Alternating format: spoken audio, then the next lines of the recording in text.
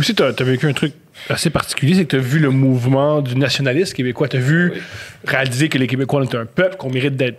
Oui. Qu'on mérite d'être. Qu'on est maître chez nous. Oui. Comment tu as vécu ça? Comment tu as réalisé que. C'est comment vivre en tant que Québécois écrasé puis réaliser son oppression puis essayer de s'en sortir? Bon, comment je te dirais, mais ça, tu sais, moi, je l'ai connu, là, l'usine, puis j'ai tout connu ça. Je suis né d'un quartier populaire, là. J'étais étampé canadien-français, là. Du cul à la nuque. OK? Claude Crest, il n'a jamais fait de politique, par exemple. Je fais pas des jokes politiques. Moi, c'est pas quelque chose. Pas que ça m'intéresse pas, mais c'est pas dans ma nature. Je veux pas ça de la politique. Je comprends. À un moment donné, j'ai parlé, justement, j'ai croisé un moment donné, comment il s'appelait? Paul Rose. Tu connais-tu Paul Rose? Oui, Paul Rose, qui était un des instigateurs du FLQ. Oui. Moi, dans ce temps-là, il n'était pas encore dans le FLQ par-dessus la tête. Puis il m'a dit, tu sais, Claude, il dit, même si tu penses que tu fais pas de politique, il dit, t'en fais à ta manière. Juste de faire des jokes en français, puis de parler au petit monde, puis d'être qui que t'es, puis de donner une voix à ce monde-là, il dit, c'en est de la politique. Ben, moi, je suis parti à rire. Les oreilles sont venues pour la tort. T'es politique. T'as raison. Je sais pas, t'es-tu politique? Toi, peut-être un peu. Je comprends. On fait des jokes de bisounes, moi, là. Il faut que je saute là-dessus. Fait que tu connais Paul Rose. On s'est connus, lui et son frère. Puis une fois, il m'a présenté Madame Rose. Je les ai connus, c'est la main. C'était du bien bon monde. Là, tu faisais des shows pour eux autres, t'étais amis, J'ai fait des shows, peut-être qu'à un moment donné, ils sont venus voir un spectacle. On s'est croisés une couple de fois, mais moi, j'ai jamais...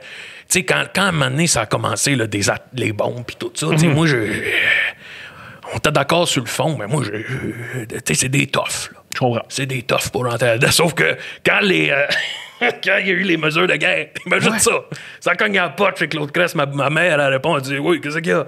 Elle dit, on s'en vient arrêter Claude Crest. Ils m'ont emprisonné. T'es fait arrêter dans la crise d'octobre? Ils disaient que j'étais de gauche. Tabarnak. Attends, Claude Crest, j'imagine. T'es allé avec Gérald Godin. Il dit, qu'est-ce que tu fais là? Je sais pas plus que toi, tabarnak. Attends! Ils m'ont emprisonné, les menottes. Hey, dans le panier à salade, Claude Crest. Voyons donc. Pas d'allure. Mais t'es sûr que t'étais pas impliqué dans le mouvement? Mais franchement, Claude Crest, je faisais... Écoute, ça a pris... Ils m'ont mis dans le panier à salade. Après 2 minutes, je faisais des jokes de petites bisounes, puis comme quoi qu'il y en a un qui manquait un doigt. J'ai fait un spectacle dans la prison. Un moment donné, il était trop tanné. Les policiers étaient tannés. Ils ont dit, bon, Claude Crest, sort d'ici. On veut plus te voir, tanné de t'entendre. Ça faisait 15 fois qu'ils entendaient les mêmes jokes. C'était incroyable, ça. Oui. T'as jamais su pourquoi t'avais été arrêté. Je me suis pourquoi. Ils m'ont arrêté, j'avais même pas mes pantalons. J'étais en caleçon, là, tu sais. T'es en caleçon. J'ai tourné sans joke. Ça me dérange pas, moi. C'était spécial. Hey, je veux pas offrir des traumatismes, mais c'est vraiment illégal ce que tu as vécu. C'est quand même c'est un crime contre ta personne, c'est un crime politique, là. Arrêtez. Ben oui. On comprenait rien de ce qui se passait, tu sais. OK. C'est facile aujourd'hui de regarder ça avec du recul puis faire ça pas à l'époque, ça cogne à la maison. Tu sais, c'était pas la première fois que la police venait chez nous, là, tu sais. OK. Ben oui, t'étais un tannant. Ben, tu sais, on volait des beignes au boulanger.